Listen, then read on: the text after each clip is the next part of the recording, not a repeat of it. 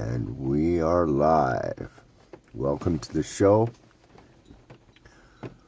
Welcome welcome to the show. So tonight we're gonna talk about these the orphan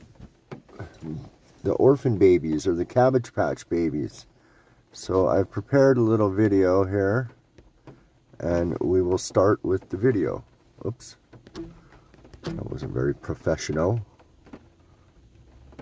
Here we go. Whoops.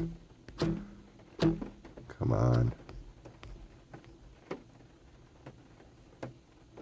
Uh-oh. There we go. Here we go now. Still learning to get the bugs out of this. Hi there.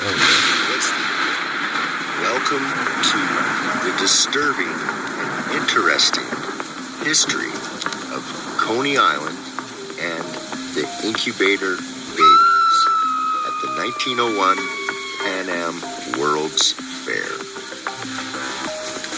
So here's a fun fact. These structures were built to only last 6 months. They were apparently made out of staff, which is a plaster-like material composed of plaster Paris, hemp fiber, and cement. So this place earned the nickname the Rainbow because of its ornate, brightly colored construction. Hello there, Velma.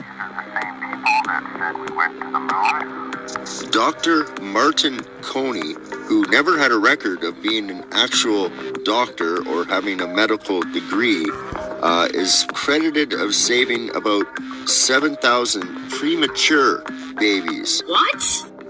He operated the popular infant incubator, and it was an attraction in the Midway at Coney Island, which was named after him, by the way.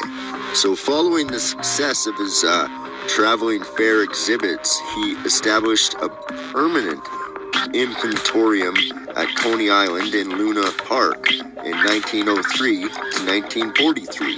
Visitors also paid to see these tiny premature infants. Also, some were adopted out, echoing the folktale of the Cabbage Patch baby. They were also called child hatcheries. The iconic lighting at Coney Island's park transformed the park into a global spectacle, and Electric Eden was the term coined for the park, when only 8% of American households had electricity at this time. Luna Park was a pioneer in large-scale architectural illumination, including exotic spires, minarets, and domes. The electric tower was the centerpiece of the grounds, and it had a warm, magical glow.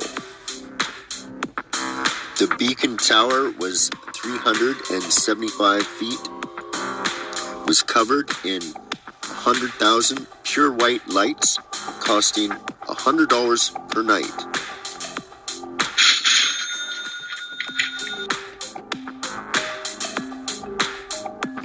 The fair ended on November 2nd, 1901.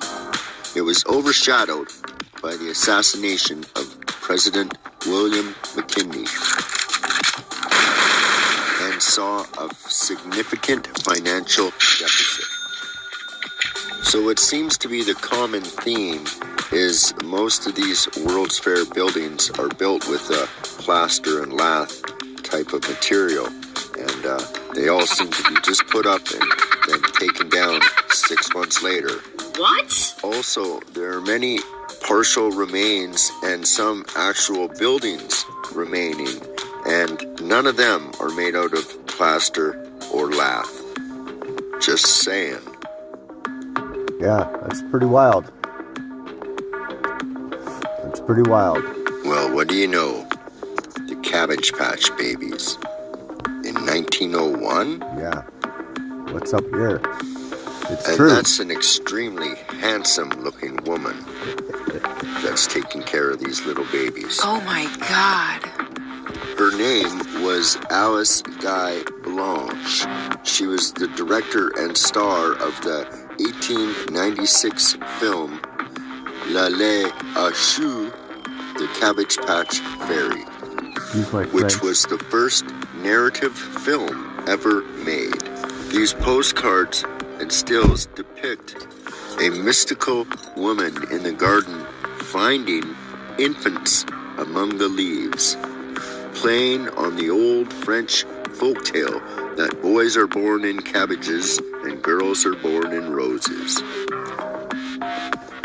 The Cabbage Patch was an actual real impoverished neighborhood in Louisville, Kentucky, where Mary Bass lived. Thank you for watching the video. We're just kind of scratching the surface on the World's Fairs, incubator babies, and orphan trains. Maybe the next video will take a little look into the orphan trains. The early 1800s and 1900s are extremely fascinating. History is definitely lies agreed upon. That's the truth. That's kind of been one of my little hobbies, is getting into history, and I guess people call it alternative history, but it's, you know, academia and academic history is basically, it's basically a narrative, and it's being repeated, copy paste, repeat, copy paste, repeat. And we know this because the Rockefeller Institute took over the education system in the 20s. And also publishers like Maxwell were responsible for all of the content that we saw as children in school. And so what the teachers were taught is what we were taught. And so I'd like to continue this topic here with, I kind of stole a little bit of content from a channel called Mind Unveiled. And this guy, it's a guy and his girlfriend or wife, I'm not sure, but they do really, really cool esoteric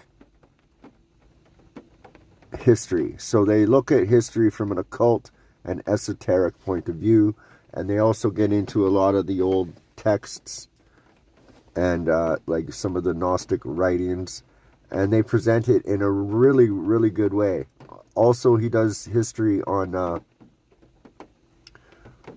some of the buildings and the towns, and when you look at the history of some of these towns, it doesn't make sense. And I'll start presenting some of it more as I get more comfortable with it. But so I'm going to show you this here. Just a sec here. We're going to bring this up like so, and then I'm going to show this video. There we go. Woman running or jumping into the field of focus. Yet neither the 1900 or 1902 version have this bride running into the cabbage field. Yeah, okay, so let me give you some context of where it's starting first too. I gotta learn how to present this shit. Come on. Get with the program. Okay. This is what he's talking about is these Cabbage Patch babies. Okay. The Cabbage Patch Kids came out in the 1900s under this lady that I showed you. I forgot her name. My pot-smoking memory. But she also was in the first film. And I'm going to show you some of it. And there's some context. So if you just listen to where I've got it, he kind of explains it. But this is, again, from the channel Mind Unveiled. I want to make sure I give credit where credit's due. These guys are they're amazing. So go subscribe to Mind Unveiled if you're interested in this kind of content, because they do a much better job than I do. But it's cool. Suggest that the 1896 version was shot on a larger format film, such as the 58mm, which allowed for widescreen. That would support there actually being a much larger and longer film originally, and perhaps what we are left with are the fragments. Sort of like Metropolis, which that movie deserves its own video.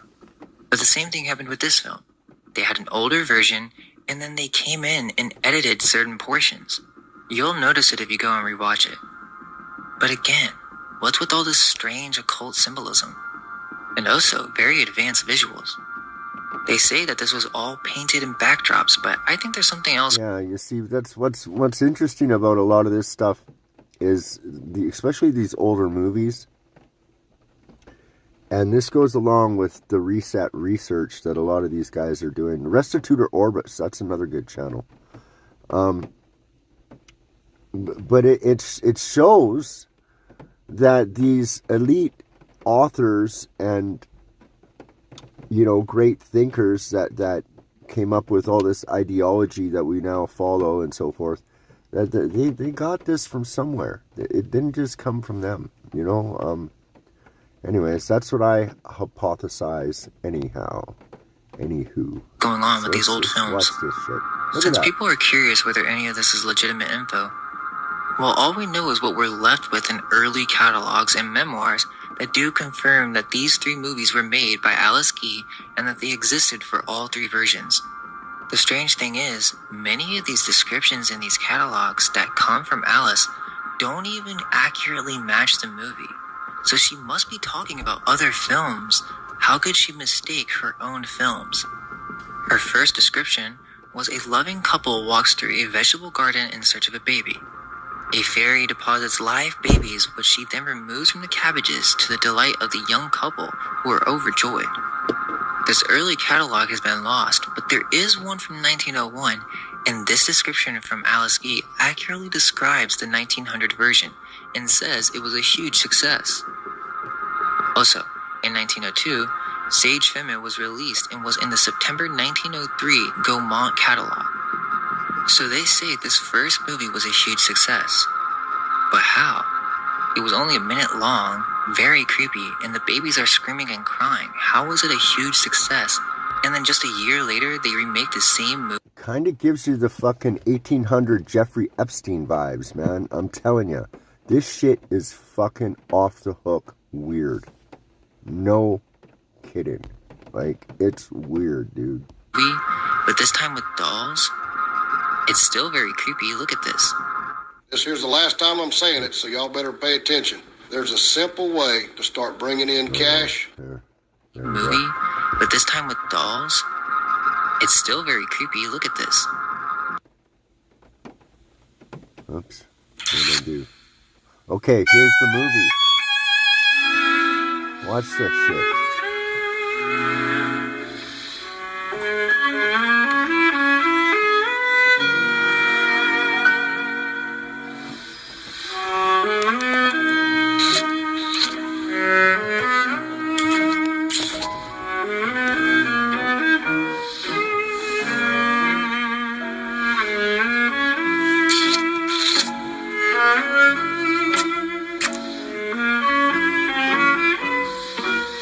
This is just too weird. I don't know. I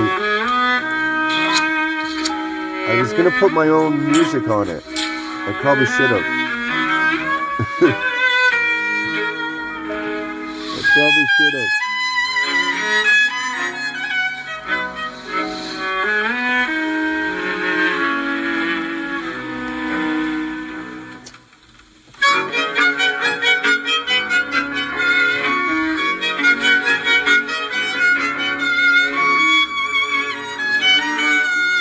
Going in to buy babies here. It's just weird, man.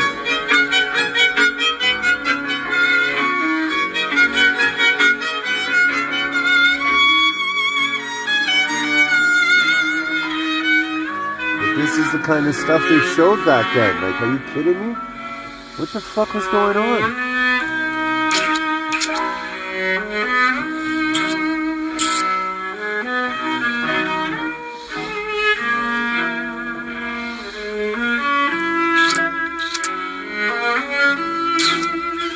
And if you look at this in the context that they're selling these babies, I don't know, man. I just don't know what to think. This is just the craziest shit.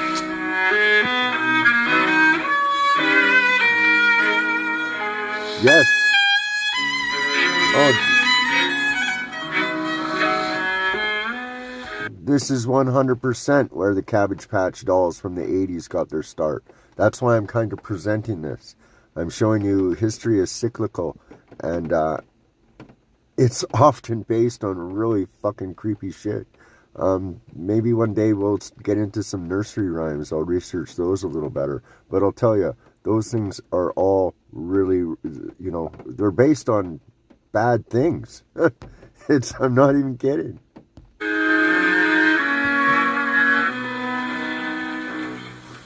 But yeah.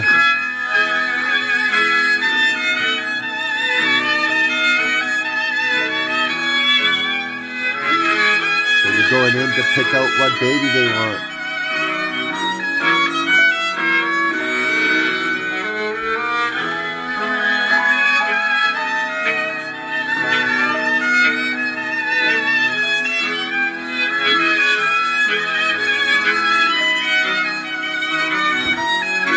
Oh, I'm sorry.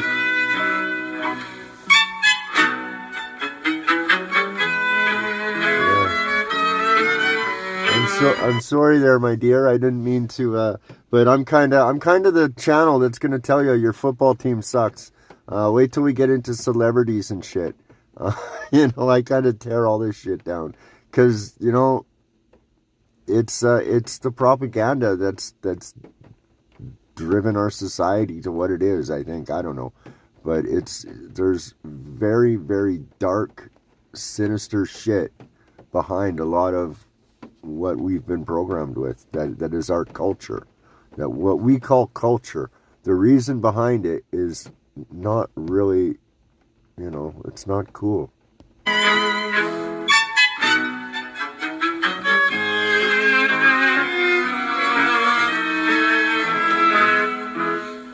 Okay.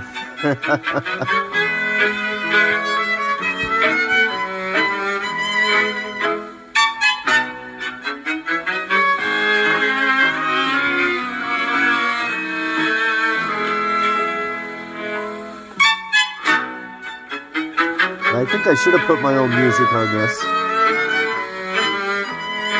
Not to sound egotistical, but, you know.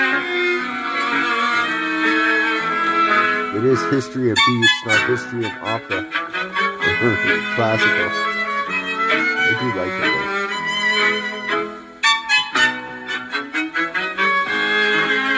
Yeah, I enjoy all kinds of music, really. There we go. Oh. Yeah. We'll just let this commercial play. I think I screwed up when I was taking it. I was preparing for the show. I wanted to actually... This is the difference. So I'm surprised that the viewer count isn't bigger. I did advertise it. But because I used to go on at 9 o'clock religiously all the time for like 2 years on my other channel. And I thought I'd kind of see if I could bring that back again. Because I really enjoyed just doing my little... Just having a little show, you know, just like a little talk show, whatever, and it's kind of fun to do. Yeah, so hopefully we'll bring it back. Plus, I'm trying to beat my stage fright. For fuck's sakes, man. This public speaking's not easy, man.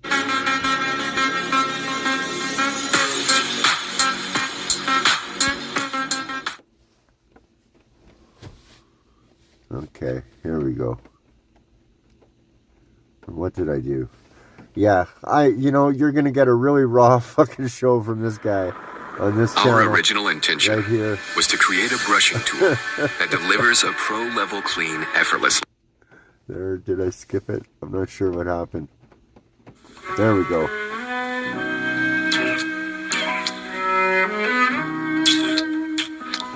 So they're picking their babies. It's just the craziest thing.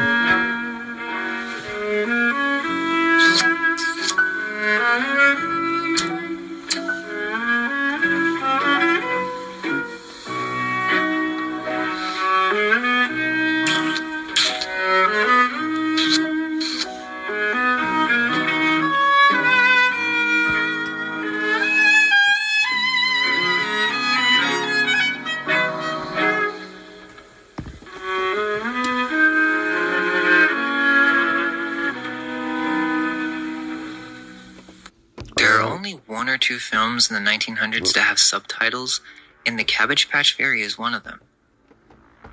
There we go. So that's from Mind Unveiled, and what a great channel Mind Unveiled is. The guy's absolutely amazing. Comes up with really cool stuff. Here's something else that's kind of interesting. We'll just watch this. I pulled this off Instagram. Whoops. And so let's just take a look and see what it says.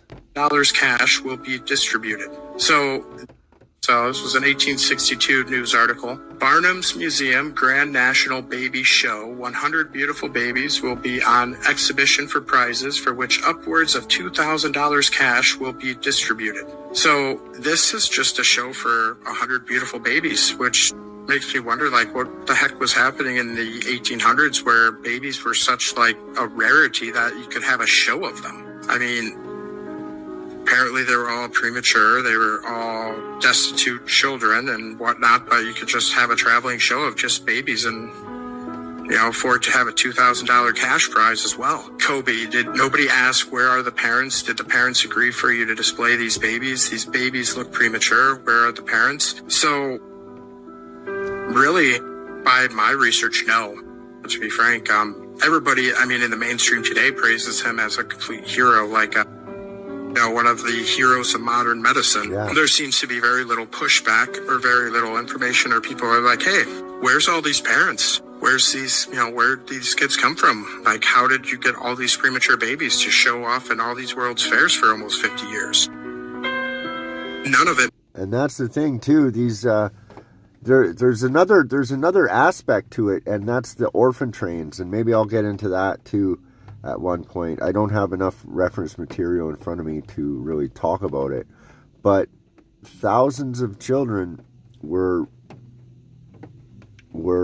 transported across the United States and Canada on trains, and they would stop in at the small towns, and and the people would come in to the local church or whatever, the town hall. They'd line up these kids and they'd auction off these kids, and a lot of the kids ended up in that was the Industrial Revolution too, so a lot of the kids ended up in the factories or in the mines. So imagine that, man. Imagine that. And when you really think about it, man, this is where it gets down to this cloning and shit, right? Like, nothing new under the sun, man. It makes sense, no.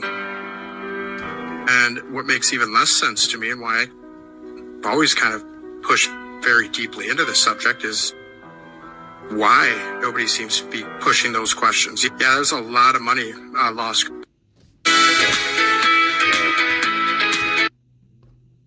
So yeah,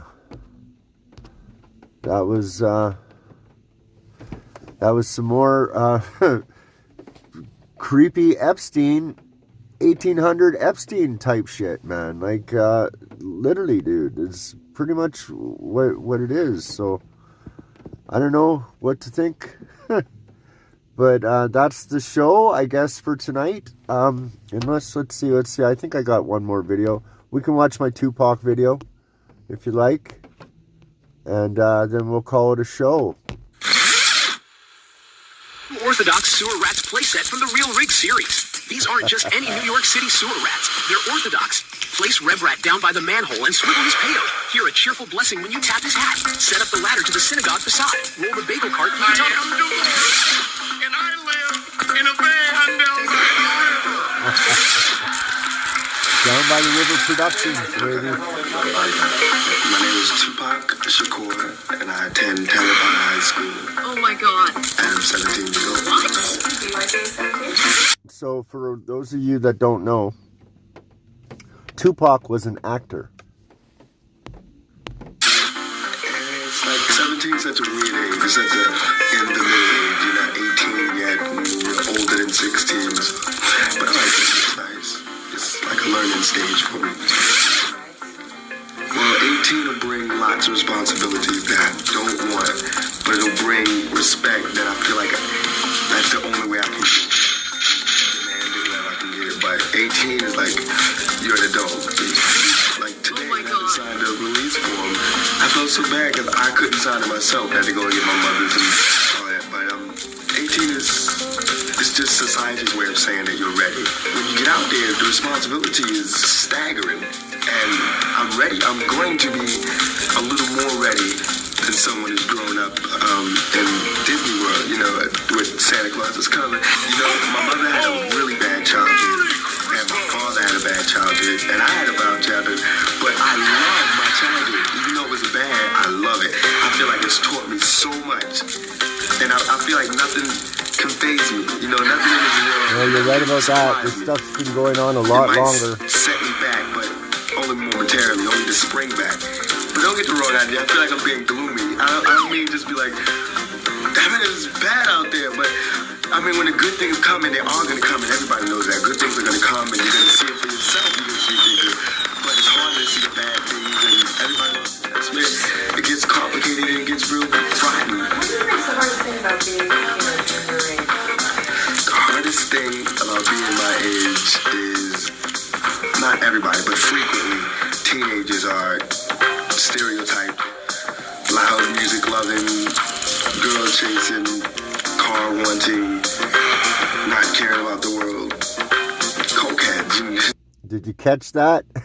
He says cokeheads, and then watch how he fixes it here. Drinking coke and smoking and playing drug addicts, and I mean, in some ways we are. I mean, I chase girls and want the car and loud music, bad shit. So we have to do a lot. We have to do a lot of good things. So I think we deserve a little bit more respect. There should be a drug class. There should be sex education. There should be on scams. There should be a class on religious cults. A class on police brutality. There should be a class on racism in America. There should be a class on why people are classes on gym. You know, physical education. Let's learn about being taught to deal with the world as it is. You're being taught to deal with this fairyland, which we're not even living in anymore. And it's sad. Because I'm telling you, and it should not be me telling you. It should be common knowledge. Aren't they wondering why death rates are going up and suicide is going up and drug abuse? Aren't they wondering? Don't they understand that more people are, more kids are being handed crack than they're being handed diplomas? I mean, it shouldn't, okay, in school we're learning to analyze and then, well, we need to learn from our mistakes and stop just going through emotions, which we're doing now. It's like we're waiting for some big button to be pushed or something like that. My mother taught me 3 things: respect, knowledge, search for knowledge. It's an eternal journey. That's like my haircut, the line, 360 degrees, find knowledge, always. And she taught me to not be quiet. If there's something on my mind, speak it. Like at work, I can't hold a job. I just quit my job today, actually, because I wanted to come and they wouldn't let me. And I felt like it was important, and it was more important than serving pizza. And we had enough people, so I felt like since I'm an actor, they should understand. They should have let me do it, but they didn't. And then I had a cold, so they were making me work in a freezer. And I'm really not wanting to be disrespected, and I felt like that was disrespectful because I asked to go, So I quit, and he told me I couldn't quit. And that even made me hyper. I'm arrogant, so when he told me I couldn't quit, Let's go. Stop. jacket, light a cigarette in front of him, smoke, and leave in the middle of a rush. So.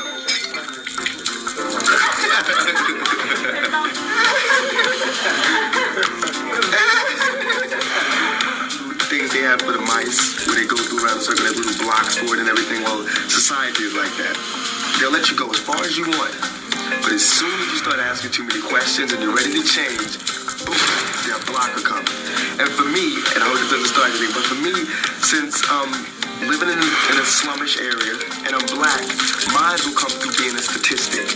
You know, I'll get caught up in all of this, and one day I'll be with my friends and they'll go, let's go out and party. We don't have a car. Let's steal a car. Get it. Let's just borrow a car. We'll steal a car and I'll go to jail for 16 years and come out and be bitter. Like the past elections, watching Jesse Jackson run and watching Dukakis run.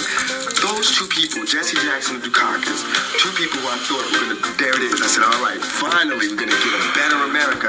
But what happened? Bush won. I couldn't believe it because every time I asked people, who would you have voted for? And they're like, it was Dukakis. But how did Bush win? I keep wondering. And then this makes me rebel more against society because it's supposed to represent the people. I don't want Bush in government. And that's how society is built. The upper class run it while we talk about it. I mean the middle class and low class. We talk about it. What we really want to do is get the pride back in the black community because I feel like if you can't respect yourself, then you can't respect your race, then you can't respect another's race, then you can't respect, you know, it just has to do respect like my mother taught me. So what we're doing is starting Black Panthers again. Immigrant City, just getting first teaching pride and then teaching education, and then we'll see where it goes from there. And also as a defense mechanism for the skinheads, because that's wrong, and I hate to feel helpless. And so skinheads hate black people, and I'm gonna be there. I have this vision of just us growing and them decreasing.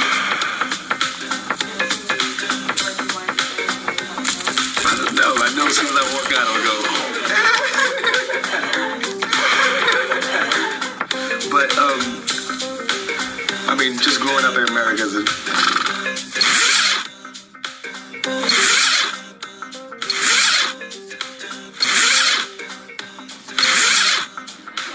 I mean, this is very insightful, but it's also like,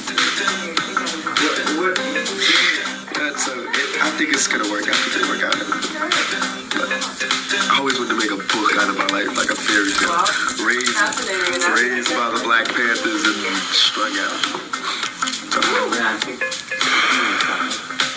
That's it, man. I am the worst, and I live in a van down by the river.